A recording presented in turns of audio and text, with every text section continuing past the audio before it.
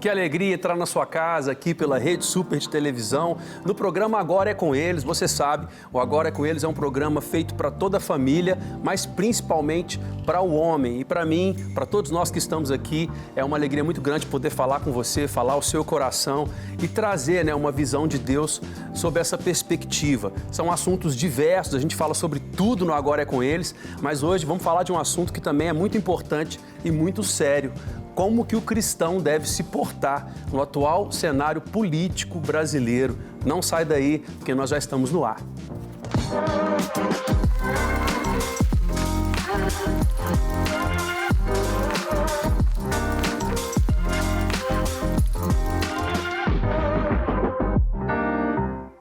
Todo dia é muito especial, todo dia, para mim, é uma alegria, uma honra muito grande estar aqui participando desse programa. Aliás, fazendo tudo que a gente faz aqui na Rede Super, tudo que a gente faz em Lagoinha, todo dia é maravilhoso, mas hoje tem uma situação aí um pouco diferenciada. Excepcionalmente, o pastor Serginho e o pastor Léo Capochim também não estão aqui, não puderam vir ao programa, mas tem alguém comigo aqui que eu amo demais, de todo o meu coração, que ele já tem, gente, a Rede Super tem 20 anos de existência e ele tem 20 anos de Rede Super. Meu amigo querido, tio Uli! Na verdade, essa história é que o Felipe contou para você, telespectador, mas eu vim porque eu vi um problema da audiência e aí eu vim para ajudar aqui o programa. Brincadeira.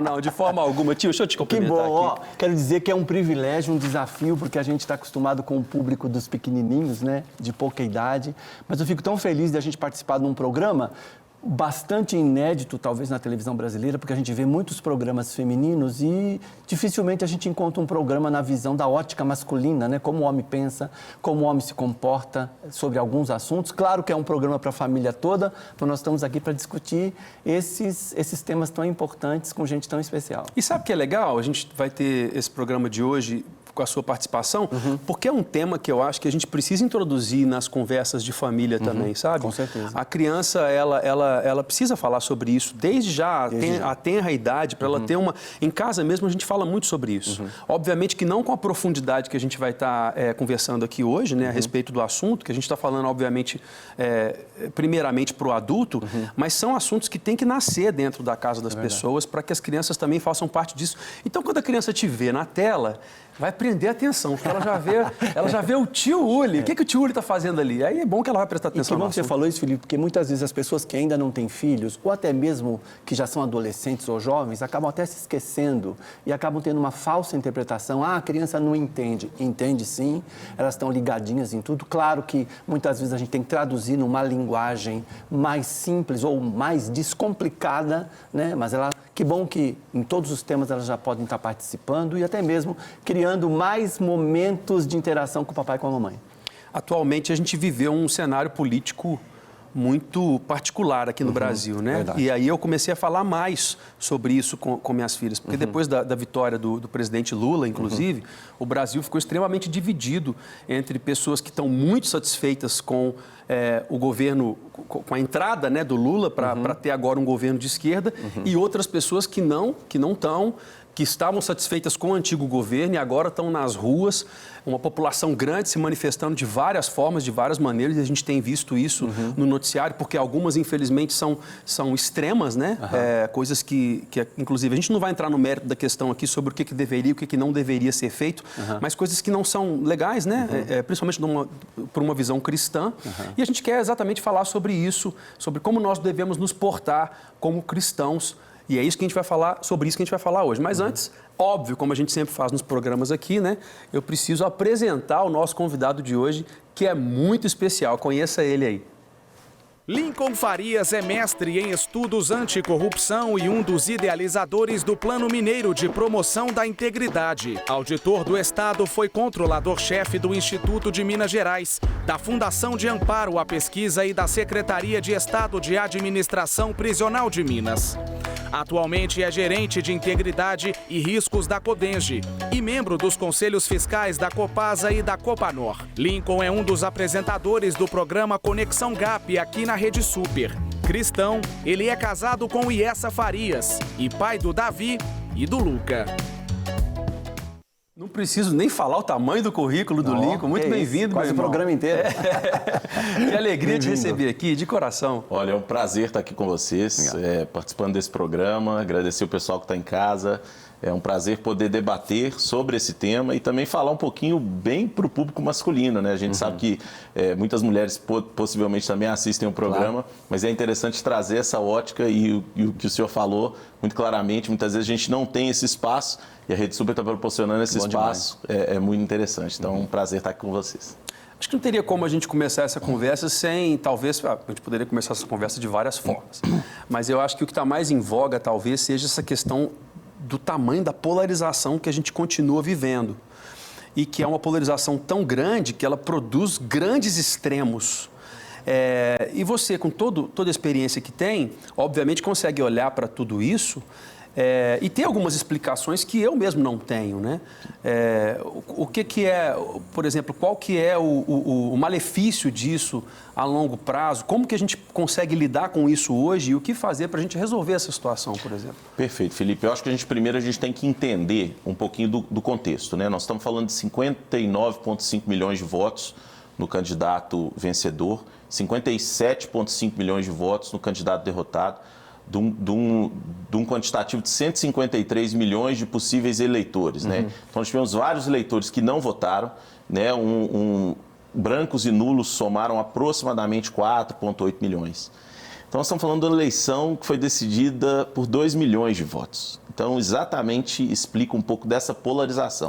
O pessoal que está em casa talvez vai entender um pouquinho isso. Então, nós temos hoje um país dividido e que, de fato, metade dele, se a gente fizesse aí talvez um arredondamento, nós teríamos quase praticamente um empate técnico e nós temos parte da população, de fato, querendo um rumo diferente.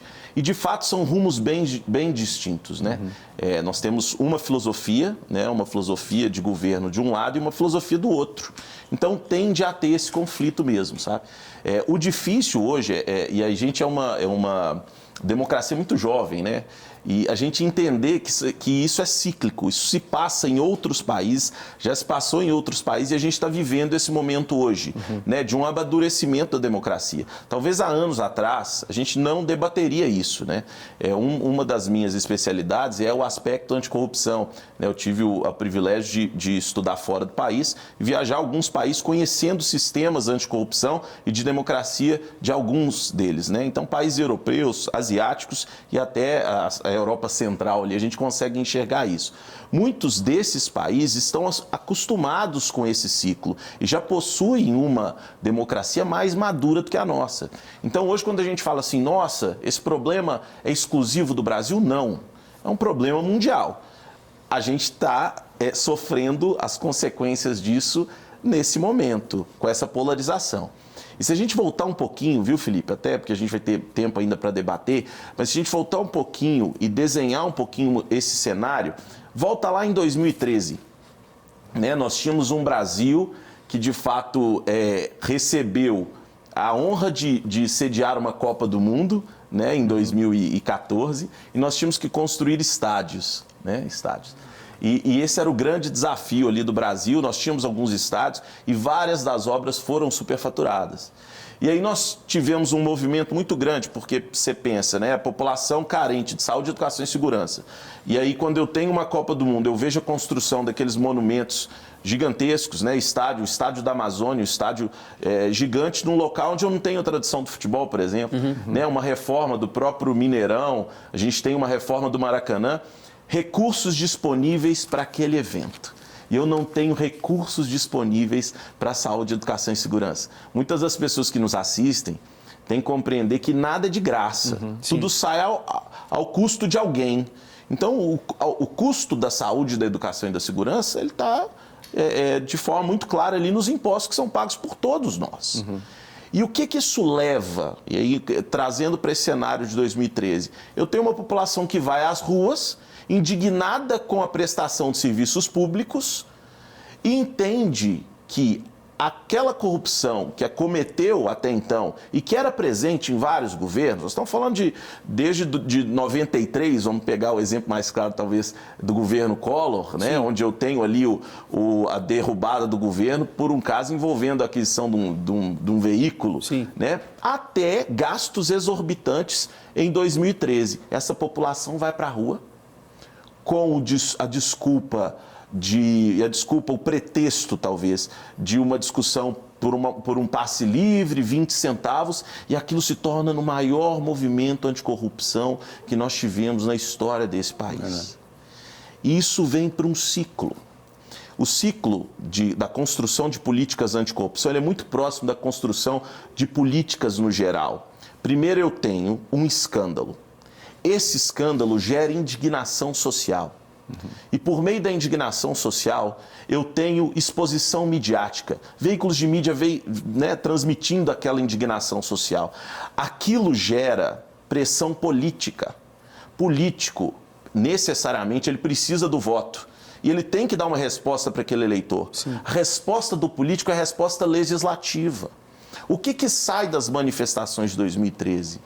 Uma lei anticorrupção. Que nos Estados Unidos data de 77.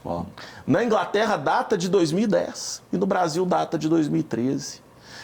A partir daí eu tenho um grande movimento que aconteceu no Brasil, que foi a Lava Jato, que está tudo interligado com o que a gente está vivendo hoje.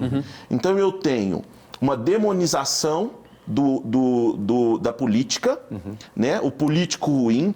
Todo país acontece isso. Eu tenho um escândalo de corrupção, eu tenho a demonização da política e a supervalorização da meritocracia. Então eu tenho a solução técnica. Colocando um técnico eu vou resolver o problema. E aí nós temos o desenho, não vou falar tudo, senão a gente não vai ter mais cenários para poder traçar. Mas o que não falta são cenários com relação a esse assunto. A partir dali, a gente tem uma mudança e a população para de frequentar, né, bares e pequenas festas e discutir talvez futebol ou talvez o próximo carnaval, e a pessoa passa a discutir política. Ela começa a conhecer o nome dos ministros do Supremo Tribunal Federal, ela começa a conhecer o nome dos políticos eleitos, ela começa a conhecer o nome dos senadores. Isso é uma mudança, é um amadurecimento da democracia. Isso é relevante. Lincoln, o Felipe trouxe essa pergunta sobre esses extremos e sobre os malefícios, mas eu queria que você, se você vai nessa linha de pensamento de que alguns benefícios também aconteceram, alguns você já até comentou aí. Eu acho que hoje a população brasileira, o que eu sempre, entre aspas, admirei na Americana, porque você entra em qualquer bairro dos Estados Unidos, toda casa tem uma bandeira dos Estados Unidos pendurada ali, né? Então, eu sempre via um povo bastante patriota, coisa que eu não sentia esse amor todo pelo brasileiro, ou demonstrações, né? Então, hoje eu vejo um brasileiro mais patriota. E como você disse, né, futebol é a paixão nacional. Quando tem um jogo, parece que todos nós viramos técnicos, né? E parece que hoje o povo está mais politizado também. Você acha que essa paixão vai permanecer? Porque nós já tivemos outros movimentos de ir para a rua com a cara pintada para destituir um presidente ou um impeachment, e essa coisa aconteceu e passou. Você acha que, como você prevê esse momento que a gente está vivendo? Esse patriotismo continua? Essa politização das pessoas permanece? Eu creio que sim. Né? Se a gente olhar, eu morei nos Estados Unidos quando criança. E lá, de fato, né, por frequentar uma escola americana, eu tinha que jurar a bandeira todos os dias. Né? Todos os dias eu tinha que jurar a bandeira americana. E é interessante, a gente começa a importar e trazer esse sentimento do tamanho que o Brasil é. Eu acho que houve, nesses últimos anos, um resgate tanto desse patriotismo, mas principalmente de enxergar o Brasil, de fato, pelo seu tamanho. Um país de dimensões continentais, cujas riquezas são gigantescas, em vários campos distintos. E quando eu trago esse resgate, né, desse valor de ser brasileiro, né, a gente sempre importou muito as coisas. Não só as coisas, os costumes. Costumes também. Né? Música. Música. E hoje a gente volta para um Brasil que tem o seu valor, e eu volto a ter o orgulho de me declarar brasileiro. Eu acho que esse é um caminho sem volta, principalmente em virtude das crianças. Que bom. Os meus filhos me pediram a camisa do Brasil por várias vezes. Legal. Papai, por favor, eu quero uma camisa do Brasil. Mas não pela seleção brasileira, porque eles adoram futebol. Tenho dois. Mas sim porque eles queriam participar dos movimentos. E eu estou dizendo, é o 7 de setembro. Eles queriam desfilar, eles queriam ver o desfile, conhecer o que estava se passando nessa recém-democracia. Porque o futuro são eles. Né? Parece clichê, mas de verdade são. Eles começam a ser educados de uma forma que nós não fomos. Nós tínhamos menos acesso à informação. Eles têm muito mais acesso à informação. Eles são bombardeados por informação o tempo todo. Eles conheciam quem estava disputando as eleições. Eles sabiam disso. E eu imagino que eu não vivi isso só na minha casa. Acho que todo mundo que tinha um filho pequeno sabia. Com certeza. E a partir dali, né, e muitas vezes nem era fomentado por nós. Eles iam na escola, né, e por eles é óbvio, né, uma limitação da maturidade infantil de saber que não era um jogo de futebol, que é o que eu acho que as pessoas têm que enxergar hoje. Não é um jogo de futebol. Não é um que ganhou, pronto, acabou a partida. Nós estamos falando de um campeonato de 4 anos. São várias vitórias e derrotas. E o que está em jogo não é simplesmente um troféu. O que está em jogo é a discussão de um futuro. Verdade. Né? Eu acho que esse que é a grande vantagem. Para mim, continua. Tem sido, assim, uma constante nos programas que eu tenho participado aqui, a gente falar sobre essa questão da tecnologia. Como que o acesso à informação mudou completamente a maneira como a gente lidar com as outras pessoas e a forma, de uma maneira geral, como a gente vive. Isso aí é mais algo que acontece na sua casa, que acontece com a sua família. Quanto mais acesso à informação você tem e os seus filhos têm, mais rapidamente a gente vai aprender as coisas, né? Eu volto no tempo de quando meu pai ainda era bem mais novo, né? Meu pai tinha 18 anos, então eu como músico, ele era músico também, chegou a tocar na noite, na Bahia e tudo. Então ele tinha um acesso a coisas que eu, alguns anos, uns bons 20 e poucos anos atrás, já tive muito mais acesso a muito mais coisas. Então, isso facilitou muito a velocidade do aprendizado. E minha filha, hoje, a quantidade de métodos que ela tem para poder aprender, para poder estudar, e a velocidade, porque ela tem isso na palma da mão, é incrível. Então, realmente, eu fico muito feliz de saber disso. Essa notícia é muito boa, de que isso vai se continuar, de que isso vai se manter. E eu tiro algo que você falou, que é o seguinte, você falou sobre o resultado final, quando os políticos vão legislar, mas o início foi uma manifestação popular. Então, tudo isso que a gente vê acontecendo, quando as pessoas vão para a rua, independente de direita ou esquerda, porque a direita vai para a rua para poder se manifestar, a esquerda também vai para a rua para poder se manifestar, isso é muito importante. O que gera o resultado lá na ponta é essa atitude mesmo, de sair do seu lugar comum e de ir para a rua fazer alguma coisa. É esse aprimoramento legislativo. Ele parte, hoje o que a gente tem que entender é o seguinte, o consenso, em muitas vezes, não gera o crescimento. Eu tenho um consenso em relação a determinado assunto, entretanto, quando eu tenho um consenso, geralmente eu não tenho debate. E o debate aprimora a ideia. Ele aprimora a ideia, ele aprimora a política pública, ele aprimora as discussões sobre a democracia. Então, você trouxe muito bem, independente do espectro político, né? Se ele é de direita ou de esquerda, a gente, nos últimos anos, não é um movimento brasileiro, não. Né? A gente vê isso nos Estados Unidos, a gente vê isso na Europa, né? Esse movimento, essa separação entre um lado ou outro, ele é benéfico, principalmente para a construção de uma democracia mais saudável. Né? Então, quando eu tenho uma manifestação de esquerda, vamos dizer assim, eu tenho valores que são levados ali e, por consequência, gera uma pressão política, eu tenho aprimoramento legislativo relacionado àquelas pautas. Quando eu levo uma manifestação de direita, a mesma coisa, eu tenho valores que são carregados aqui naquela manifestação. Por óbvio, eu tenho pressão legislativa, por óbvio, eu tenho aprimoramento, leis, decretos, ordenamentos. Né? Então, isso faz parte. O que a gente tem que tomar muito cuidado hoje, ao meu ver, a gente não pode limitar o debate. O debate é benéfico. E quando a gente criminaliza um lado ou outro, a gente desprestigia o debate e, por consequência, a gente desprestigia o incremento dessa maturidade, né? O aumento dessa maturidade. A gente atrasa, na verdade, porque vai amadurecer, mas a gente atrasa. Lincoln, o Felipe falou sobre informação e você até ressaltou a importância, a diferença das gerações, né? A informação que nós tínhamos na nossa geração, vocês menos ainda, por serem mais velhos que eu. Isso que eu ia falar agora. O tio Uli, porque é o seguinte, enquanto você falava, eu lembrei que essa questão de direita e esquerda, se não me falha a memória, não sou especialista no assunto, eu acho que ela nasceu na França, em 1700 e alguma coisa, quando os que concordavam com o rei sentavam à direita dele e os que discordavam sentavam à esquerda dele. O tio Uli estava lá nessa época.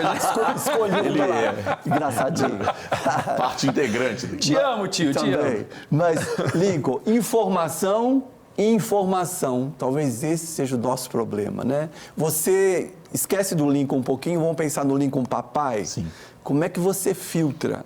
Porque qual é a informação? Porque hoje a gente tem um leque de informação. Exatamente. Você tem a chamada imprensa, outros chamam de velha imprensa, você tem redes sociais, você tem jornal. E como é que a gente filtra a verdadeira informação, principalmente para as famílias que nos assistem, né? Os papais, as mamães, que têm essa preocupação, como eu tenho, que têm filhos adolescentes e que não viveram outros sistemas, outros presidentes, outras gestões que nós vivemos e não tem toda essa informação. Como a gente filtra essa informação, chegar veridicamente para as nossas crianças? Esse é um grande desafio, porque se a gente pensar em como nós lidávamos com a informação, a gente tinha, por exemplo, a pesquisa escolar, eu tinha a Barça, né? Eu tinha aquele conjunto de livros. Não sei do que é isso. Se eu tinha recurso, eu tinha em casa. Se eu não tinha, eu tinha que me deslocar a uma biblioteca e fazer cópia daqueles livros. Aquela informação, ela estava limitada, por óbvio, a uma publicação que foi feita por um ou vários autores diferentes sobre uma perspectiva e um ponto de vista. Perfeito? Então, aquilo eu assumia. Quando eu pegava aquele conhecimento e absorvia, eu assumia aquele conhecimento como verdade e o replicava. Essa que era a lógica que a gente utilizava antigamente. Hoje, eu acho que a disponibilidade dessas informações, ela cria esse ambiente dúbio, né? Ou seja, eu tenho muita informação, mas será que essa informação é verdadeira? Será que ela foi checada por alguém? Porque a Barça era a Barça. Eu só tinha ela a recorrer, né? Na escola, por exemplo. A verdade é quase absoluta. A verdade era quase absoluta. Sobre qual perspectiva? De quem escreveu, de quem pesquisou. Sou professor também, pesquisador, e sei que muitas vezes a visão com a qual eu transmito o meu conhecimento, muitas vezes é uma visão limitada da minha vivência e daquilo que eu tive acesso. Por óbvio, você usa uma série de técnicas de pesquisa para você tentar deixar aquilo com mais robustez possível. Hoje não, hoje ele coloca no YouTube, os meus filhos fazem isso, né? Eles estão lá vendo um vídeo e de repente eles chegam com algo que, papai, eu vi que existe extraterrestre, então eu falei, filho, não. Não existe, filho. Aquilo era uma fantasia que foi contada, é algo que foi criado. Então, eu acho que hoje, para a gente traçar isso, é muito mais difícil. Para o pai, é muito mais complexo. Porém, ele tem que deixar o diálogo aberto para o filho. O filho tem que ter a segurança de que ele vai chegar no pai e o pai vai dar um direcionamento. Às vezes, o pai não tem a resposta, mas o pai tem mais discernimento para poder pesquisar. Não adianta, antigamente, né? Quem é de Lagoinha lembra do aprisco, né? Do aprisco. Pastor Kaiser. Pastor Kaiser, né? Adoro, foi meu pastor durante muitos anos. Capacete. Capacete, o Wagner, o Bruno. Pastora Suzy também, Pastora Suzy, né? Querida, que já não está entre nós. Então, quando a gente criou, né? Eu era líder do aprisco, eu liderei jovens durante muito tempo, era muito mais fácil, né, de você talvez exercer algum tipo de controle sobre aquele grupo. Eu, hoje, não sou líder mais de adolescentes, mas imagina os desafios que um líder de adolescente tem que enfrentar hoje, com isso aqui na mão. O desafio de um professor, né? Eu dou aula para cursos de pós-graduação. Nem graduação acho que eu teria paciência, porque hoje a pessoa te contesta imediatamente. Ela vira e fala, olha, o que você falou é mentira, porque eu li aqui no blog. Já foi atualizado. E já foi atualizado, ou não, isso aqui já saiu uma pesquisa nova, e é bem complexo, né? Então hoje a gente tem que acostumar com esse novo contexto, não adianta o pai fugir. Não, eu não vou permitir que os meus filhos assistam televisão até os 25 anos. Né? Eu não posso criar crianças alienadas do mundo. Eu tenho que, ao meu ver, né, e o desafio que eu tenho com os meus filhos é prepará-los com base bíblica e entendendo que eles estão inseridos num contexto de mundo, onde eles têm que entender, que se posicionar, pesquisar, que ir muito mais a fundo em relação à veracidade das informações que eles recebem. Perfeito. Você falando dessa forma, me deu uma saudade do tempo do aprisco. Deu. Nossa, eu nem conta tinha para pagar. Parecia que tudo era mais simples, né? Nossa, era Toda muito vez que eu mais. passo Antônio Carlos, eu vejo aquele lugar da saudade. dá uma Dá saudade. demais. Você falou disso, eu lembrei de um amigão, que é seu pastor, inclusive, né? Que eu queria mandar um abraço para ele, muito carinhoso, Luiz Felipe Pipe, que é do meu coração. Pipe também queridão. me pastoreou durante um bom tempo e me incentivou muito, sabe, na minha caminhada ministerial. Isso é muito importante para a minha família, viu, meu querido? Te amo muito. E lembrando disso aí, a gente não tem como voltar lá atrás. E aí eu queria trazer talvez um ponto que já introduzindo um pouco a igreja também na nossa conversa, né? A gente tem aí, você falou sobre checar fatos. Quem é que vai poder avaliar algo que foi postado na internet e dizer se aquilo realmente é fake news ou não é? E aí você tem inquérito de fake news, você tem CPI das fake news, etc e tal. E eles querendo agora que sejam definidos, estipulados checadores. Então, aí já é a pergunta que eu tenho para você, é a seguinte, já trazendo para o nosso contexto. Qual que é o risco disso? No aspecto de que, por exemplo, o fato de que Jesus veio, morreu e ressuscitou, para mim, é verdade. É verdade. Agora, e se a visão de quem checa o fato for de que não é? Então, eu acreditar que Jesus morreu e ressuscitou é fake news? Eu disseminar o sacrifício de Jesus e a ressurreição dele nas minhas redes sociais e na televisão, como eu estou fazendo agora, é errado? Eu poderia ser preso por isso? Aonde que isso pode nos levar? E aí, já coloquei uma pimenta já no seu coração para você poder trazer. Enquanto você pensa, eu já vou te trazer uma outra visão. A gente teve, depois de toda a revolução em que a gente viveu ali da Igreja Católica, o protestantismo e tudo que aconteceu, a Igreja passou a ter uma visão muito dicotômica com relação à questão da política, onde a política não se mistura, a igreja não se mistura com o Estado. O que é sacro, o que é Estado é Estado. Então, apesar da gente saber que a igreja se misturava nos bastidores com as decisões do Estado, o povo, de uma maneira geral, era instruído a não se misturar com política. Só que com o passar dos anos e o crescimento do nosso povo, principalmente os evangélicos, a gente vê isso nos estudos de censo, né? O tanto que os evangélicos cresceram, essa visão foi mudando. Então, eu queria que você fizesse um paralelo entre essas duas questões. Essa questão da checagem dos fatos e os riscos que isso traz para a nossa fé e a politização da igreja. Eu acho interessante porque fake news, né? Nós importamos esse termo. Antes de ser fake, tem que ser news. Eu não tenho como não ser notícia antes dela ser falsa. Se ela nem virou notícia, como é que eu falo em notícia falsa? Então, esse é Por que eu estou falando isso? Porque a gente tende e o ser humano ele tende a querer controlar tudo, né? Nós somos controladores natos. Tudo que foge ao nosso controle nos gera ansiedade e a gente não gosta de viver ansioso. Ninguém gosta de viver em risco o tempo todo. A gente gosta de ter o controle da situação. Então, o que a gente tende a fazer, a criar? A gente tende, numa linha muito perigosa, ao meu ver, criar uma censura. As pessoas usam o termo censura prévia, não existe isso. Censurar já é prévio.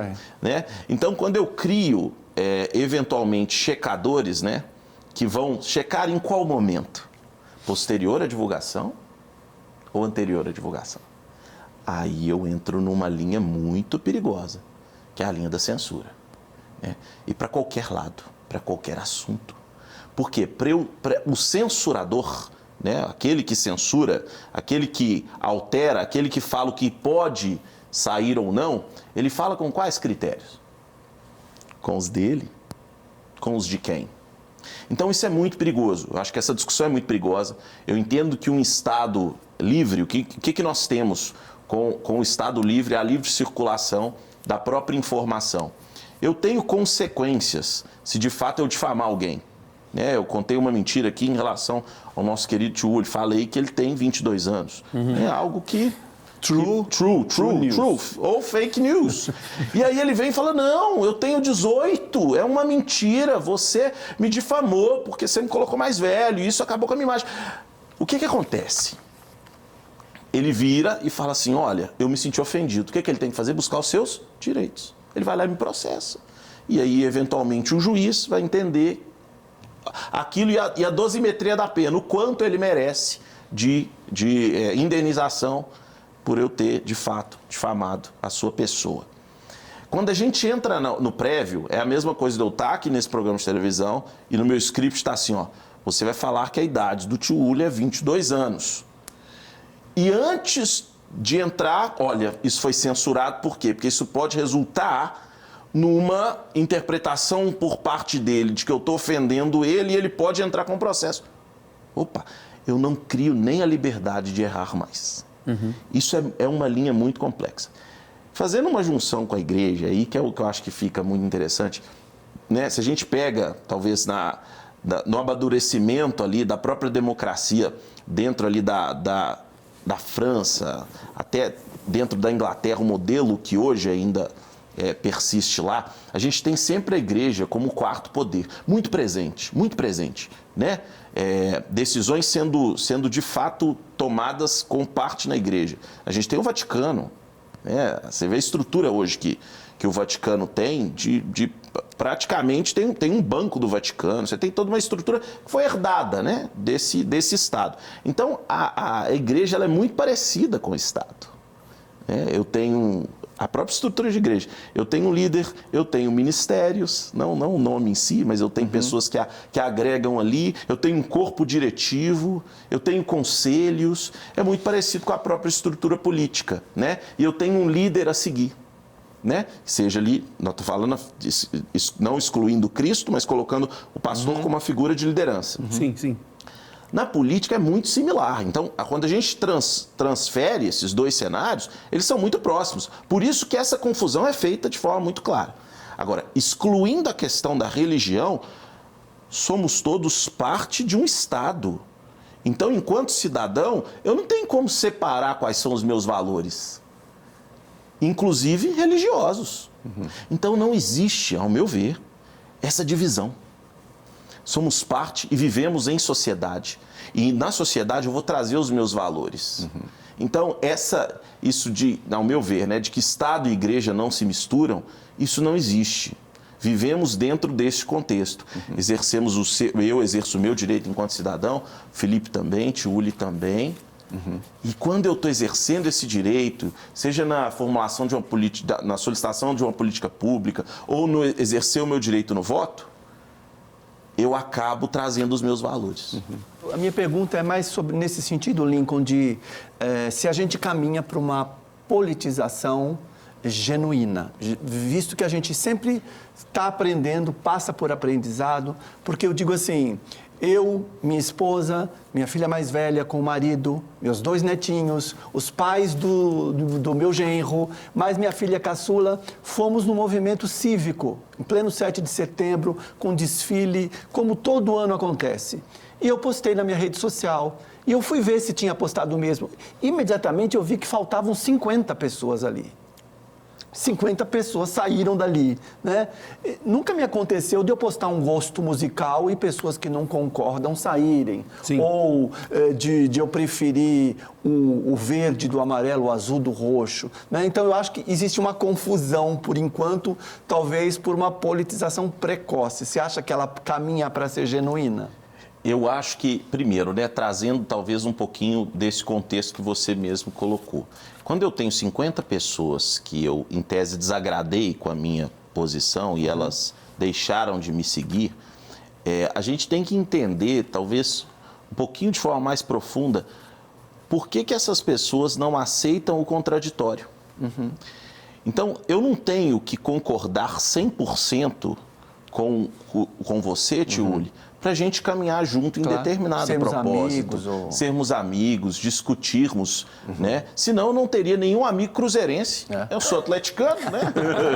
Nenhum amigo cruzeirense. Tenho vários amigos cruzeirenses, mas nos respeitamos nas nossas diferenças. Isso é importante. Hoje, ao meu ver, o que a gente não pode alimentar é uma sociedade imatura e mimada, que não consegue conviver com diferenças.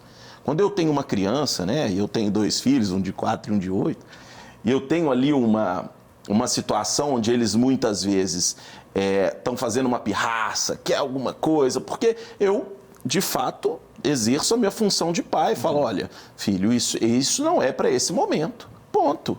Né? Existe, mas eu vou morrer, isso, você não gosta de mim. Não, filho, eu te amo, porém eu estou na função de pai, estou exercendo essa função. Papai não pode ceder isso agora. Com o tempo, ele vai ficando mais velho, ele vai começando a compreender aqueles atos. Né? É a mesma coisa, a gente não pode, com o intuito de não querer desagradar os outros, não termos uma opinião formada.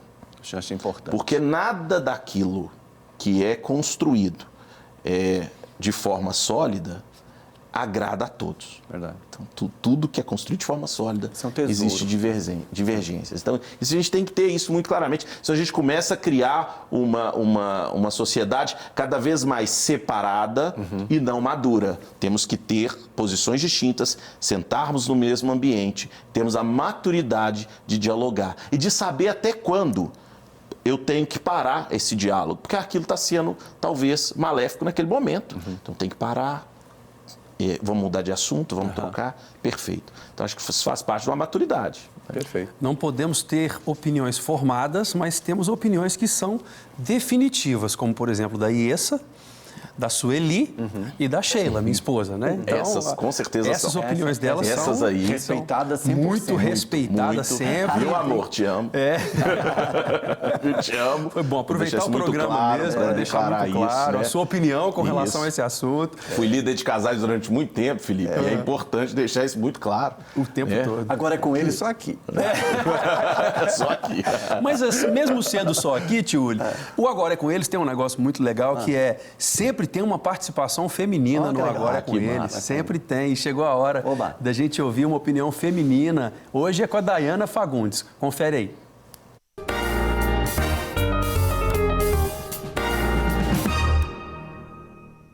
Olá, eu fui convidada para falar brevemente sobre o cenário político em nosso país e em como devemos agir enquanto cristãos. Primeiramente, temos que entender que a vontade de Deus é soberana e o que não é sua vontade é sua permissão para que possamos crescer enquanto pessoas, enquanto igreja e enquanto nação. Depois dessa minha fala, você deve estar se perguntando o que isso tem a ver com o cenário político do nosso país. Bem, a grande maioria dos cristãos estava crendo e esperando um cenário político diferente do que estamos vivendo atualmente.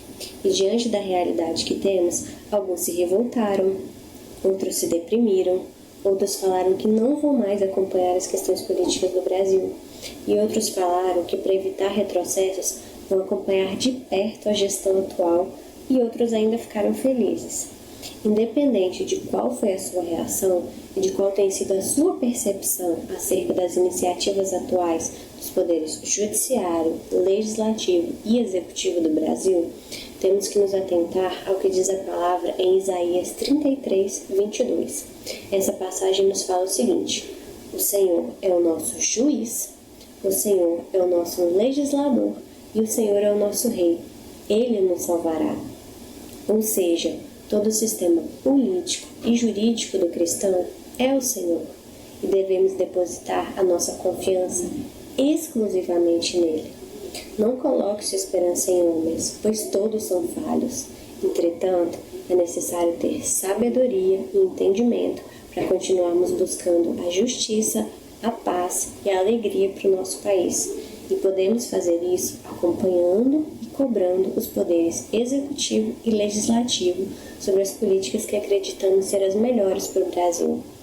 Nossa confiança deve estar em Deus, mas a nossa atitude na terra, perante os homens, deve ser propagando o reino do nosso Pai até que Ele venha. Deus não perdeu o controle de nada e é na justiça dele que devemos confiar. Independentemente da sua atuação ser como parlamentar, como ativista ou apenas como cidadão que busca o melhor para a nossa nação, que a paz do Senhor, que excede todo entendimento, seja o árbitro do seu coração e da sua mente. e que a sua fala e a sua atitude reflitam a imagem de Jesus. Que essa palavra alcance o seu coração e que, enquanto cristão, você continue sendo luz e sal para a nossa nação e em todas as suas esferas, inclusive na esfera política. Um forte abraço e até mais. Bem, Dayana, muito bom. Muito obrigado pela sua participação, pelo seu posicionamento e principalmente por você trazer para a gente aqui uma visão um pouco diferente, né? Como eu falei no início do programa, é um assunto que a gente está tratando, que a gente poderia começar de várias formas, poderíamos continuar ele de várias formas. E a Dayana falou algo que me chamou a atenção ali, que foi exatamente sobre a reação da igreja brasileira com relação ao que aconteceu nessa última eleição. A gente não está aqui defendendo pautas nem da direita e nem da esquerda. A gente está trazendo aqui, o Lincoln está trazendo para a gente visões que são comuns a você, independente de qual que é a sua linha de pensamento. Mas um fato é que a igreja se alinha mais com algumas pautas do antigo governo e se alinha menos com pautas do atual governo. Então, o que eu ouvi de gente falando assim, não, Deus nos abandonou, nós não queremos isso, ou pessoas até em nome de Deus realizando atos que não deveriam ser realizados, né, e agindo de forma que não deveriam ser realizadas, foi muito. A gente tem visto isso muito nas últimas semanas, nos últimos dias principalmente, e está sendo amplamente noticiado pela mídia.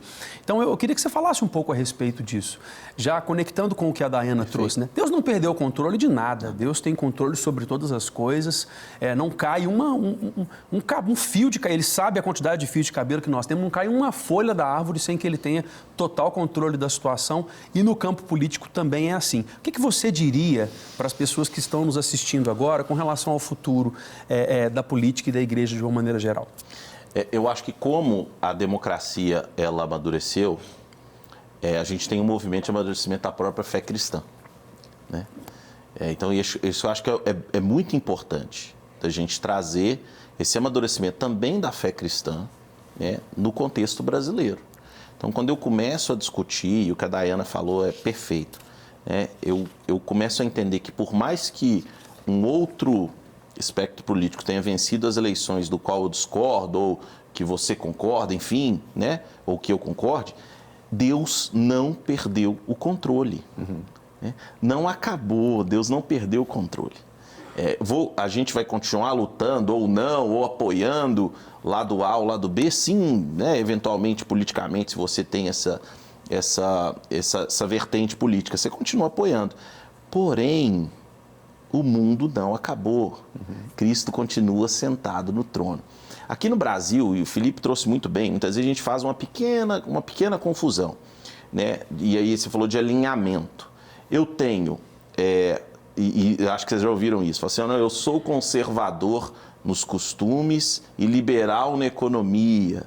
Não sei se vocês já ouviram essa... Já. Eu sou conservador nos costumes e liberal na economia. Eu sou progressista nos costumes e liberal na economia. Então, existe uma pequena confusão. Eu acho que o alinhamento mais da igreja, ele está mais no alinhamento conservador nos costumes, esquecendo a questão econômica, deixando a questão econômica de lado. Eu acho que a igreja se alinha mais com uma pauta conservadora nos costumes, sim, né, do que uma pauta progressista nos costumes. Essa foi a grande discussão, botando bastante pimenta mesmo, de forma moderada. Essa foi a grande discussão. Muitas pessoas falavam assim, olha, mas não tem como eu ter um alinhamento da igreja junto a uma pauta tal. E as pessoas misturavam a questão econômica, social, com a questão dos costumes. E essa eu acho que foi, ao meu ver, a grande confusão. Então, um cristão que muitas vezes está alinhado com um estado mais inchado, ou seja, o que é um estado mais inchado? Um estado que controla a execução das políticas públicas, que não interfere só em saúde, educação e segurança, mas ele entra também no desenvolvimento econômico, ele detém controle de estatais, ele produz petróleo, ele produz energia, é aquele Estado provedor. Então, esse é um alinhamento diferente de um governo liberal, onde eu tenho um Estado menor, onde eu tenho uma interferência estatal menor, onde eu tenho um protagonismo do desenvolvimento econômico privado. As pessoas fizeram essa confusão. Então, ela não é uma divisão clara. Eu tenho 3 ou 4 espectros diferentes. Se eu traduzir o liberal para o liberal americano, aí muda completamente. Aí eu tenho que trazer um conceito de libertário, que eu não vou trazer aqui, viu? Não vou deixar o dia de vocês chato. Mais difícil. Mas é interessante ter essa discussão, sabe? E passa por esse amadurecimento. Mas assim, mensagem final. Cristo continua sentado no trono. E cabe a nós entendermos esse contexto e sim trazermos as nossas pautas. Enquanto grupo organizado, a igreja se torna também um grupo organizado. Eu queria só fazer um comentário, não sei se isso é uma pergunta, mas talvez para que você coloque sua posição também. O que eu gostaria mesmo, com o conteúdo desse programa até aqui já bastante rico, que eu acho que trouxe um respirar para muita gente que ouve a gente, que tem tantas dúvidas e tantos posicionamentos, mas o que eu gostaria mesmo que esse conteúdo desse programa contribuísse muito mais, bem no raso, no dia a dia, é que a amizade dos familiares voltasse, que os rompimentos que houveram por posições diferentes, seja na família, ou nas amizades, ou na faculdade, no estudo, que o relacionamento de pessoas não fosse reatado de uma forma pacífica e que essa situação servisse de algum aprendizado para que esses relacionamentos fossem curados. O que você acha? Olha, eu acho que a gente tem que buscar isso a todo custo. Se a Bíblia, ela é muito clara, né? Ela manda a gente amar o próximo. Como a mim mesmo. Né? Isso não é pauta de lado A ou B. Isso é Bíblia. Né? Faz parte da vida do cristão. Ponto. Isso a gente não tem como trazer para a política, não. Isso faz parte da vida do cristão. Para eu amar, eu tenho que estar disposto a sentar, dialogar, conversar, ouvir, tolerar. Então, acho que falta hoje para a gente, acho que a construção que a gente precisa de deixar muito claro para você, telespectador, é que você deve resgatar esses laços. Como eu levo alguém a Cristo sem estar ao lado dessa pessoa? Não tem jeito. Querido, a nossa missão é divulgar o nome de Cristo, divulgar o Evangelho. Então, você cristão, se você não dialoga com uma pessoa que tem uma visão política diferente da sua, como é que você vai levar Cristo a essa pessoa? A gente precisa de trazer isso de volta. Então, acho que isso é um dos pontos que a gente precisa de resgatar com muita força. E se o programa hoje vai servir para algo, que sirva para isso, para você colocar as lentes de Cristo, começar a enxergar o próximo para além daquela posição dele. Enxerga ele como um irmão em Cristo, como alguém que tem que caminhar com você no caminho de Cristo, numa caminhada de fé. Então, acho que isso a gente tem que resgatar. Júlio, eu concordo com você plenamente. Principalmente no relacionamento do cristão com o não cristão, essa iniciativa tem que ser sua. Tem que ser de você que segue a Jesus, você que acredita em Jesus, ela tem que ser sua. Então, existem caminhos, né, gente? Existem caminhos. Eu vou contar, por exemplo, um exemplo da minha própria família, onde casas diferentes, a minha responsabilidade direta é de educar minhas filhas. A responsabilidade direta do meu primo é educar os filhos dele. Então, casas diferentes, talvez pensamentos diferentes, talvez valores um pouco diferentes, ideologias, enfim. E aí, isso começou a gerar dentro do grupo da família, uma família muito grande, começou a gerar ali discussões políticas. E o pessoal, um se magoando com o outro. Então, qual foi o caminho que foi encontrado? Vamos fazer 2 grupos. Nós temos esse grupo aqui, que é o grupo do amor, a gente só fala da festa da família, a gente dá bom dia, dá boa tarde, celebra o aniversário uns dos outros.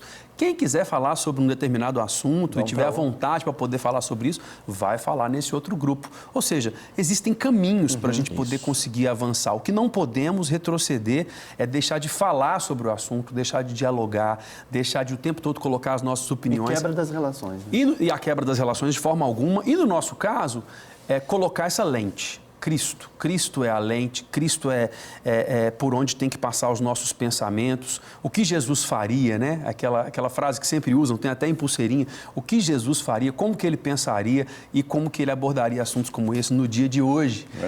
Seria tão maravilhoso ver Jesus aqui hoje, né? Ele andando entre nós e lidando com essa situação, mas ele não está, ele está nos aguardando na glória e é nosso papel viver aqui hoje e fazer isso tudo de uma maneira maravilhosa. E que alegria a gente poder ter participado desse programa hoje, ter recebido você aqui, Lincoln. Muito bom. Ter estado aqui com o tio Uli também. Eu quero aproveitar, eu acho que cabe cada um de nós fazer a nossa parte individualmente. Eu tenho tentado fazer a minha. Eu trouxe um presentinho para os seus meninos, que é um livrinho que eu escrevi. Obrigado. Tem 30 historinhas aqui para cada noite você contar para eles. Muito obrigado. E são 30 histórias e 20 delas são escritas baseadas em datas comemorativas do ano, como a proclamação da República, a independência do Brasil, a abolição da escravatura, para a gente trazer essa consciência patriótica aí para as nossas crianças. Muito obrigado. Estou querendo mostrar aqui para o pessoal, porque que não só os meus filhos tenham esse privilégio, mas que todos os outros que estão nos assistindo também. E te alimentar com material para toda a noite, você contar um. Aleluia, porque